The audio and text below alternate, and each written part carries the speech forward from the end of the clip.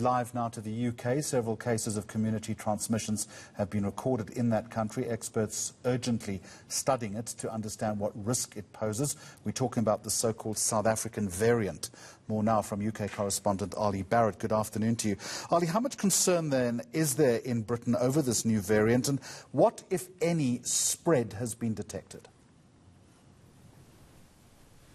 There's a great deal of concern here in the UK. Matt Hancock, the Health Secretary, has spoken several times about the variant discovered in South Africa, about being incredibly worried about it. And indeed, it played into the decision-making process when the UK further changed its rules and regulations for travel into the United Kingdom. From Friday, any international arrivals to the UK will need to present a negative PCR test before they make their trip to the UK. And Grant Shapps, the Transport Secretary, said when that decision was made that it was partly to do with the new South African discovered variant and other variants that the UK was worried about spreading quickly in various parts of the world. In terms of how much spread there has been in the UK already, we know that 2 cases were initially discovered, but they were linked to people who had travelled to South Africa. That was when travel restrictions between the UK and South Africa were introduced. But now we are hearing via sources on the government's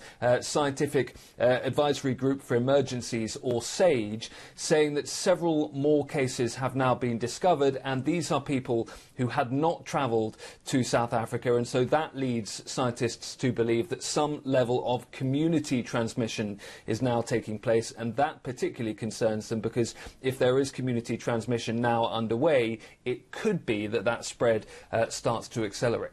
You're being very careful to call it the South African discovered variant because it's now in some quarters in Britain being called the South African variant. Obviously that has negative connotations. That's also a phrase, I understand, that's been criticised by the World Health Organization.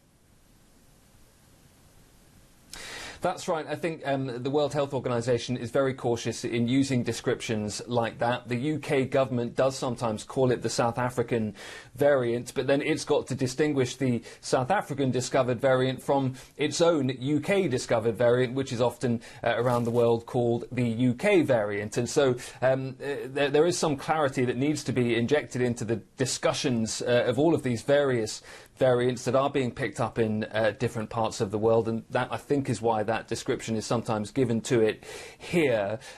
The UK, by the way, whenever it talks about the variant that has been picked up in South Africa, always praises South African scientists for having discovered it in the first place, praises South Africa's genomic surveillance capability, which is something the UK believes it also has a strong record in here in Britain, and also praises the transparency and openness with which the issue has been discussed between the governments and the officials from the UK and South African administrations. This is something on which the two countries are very much keeping tabs on for each other and communicating on. But there was always that concern about whether the variant found in South Africa might be resistant to vaccines. No evidence so far that that is the case, and no evidence so far that the UK variant is also resistant to vaccines as well. So potentially that is the good news here. But if the UK were to now have the rapid spread of the UK and South African discovered variant, that could be potentially troubling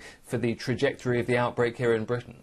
Overnight in South Africa, Olly, we've had revisions to the level 3 lockdown. In Britain, you remain under strong lockdown there, but there is now growing concern on the ground that compliance is not being adhered to.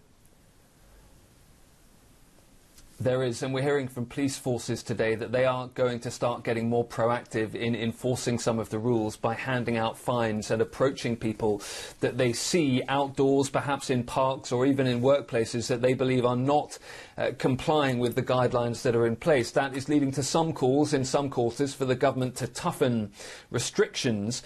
What the government is saying at the moment is that what it wants to see is people complying with the restrictions that are already in place, and that it is keeping a very close eye on the data. The outbreak is still spreading very quickly in the UK. Well over 46,000 new cases confirmed over the last 24-hour period in Britain. There is some sign now that perhaps in London and parts of the southeast, this new outbreak might be starting to level off. So I think that's why the government wants to keep an eye on the data over the next couple of days to see if we might be heading towards a peak, to see if the acceleration in cases might be starting to slow down. And if it isn't, the government is very clear that they may well impose even more restrictions on a country that is already in lockdown. Olly Barratt is our correspondent in London. Thank you very much indeed.